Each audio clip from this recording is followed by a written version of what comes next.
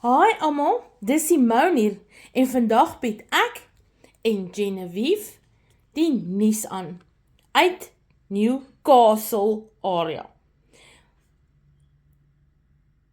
Ons tema vir die maand waaroor al ons poppies hulle self mee besig kan hou in Augustus is lente of spring. Julle movies word dan op die eerste maandag in die volgende maand geplaas. Nou, ons DIY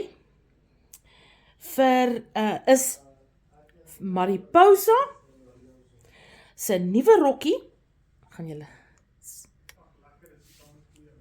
soos julle kan sien, sy sal reg vir die tema lente, en sy sal later in meer van die foto's verskyn. Oor na Genevieve. Ons het hierdie maand gekoop Oceana Barbie.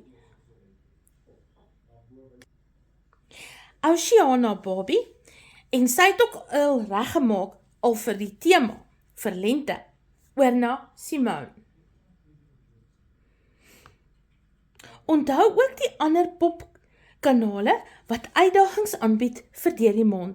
Gaan kyk ook wat vang Ella, One of a Kind, aan as ook Cotton Moments.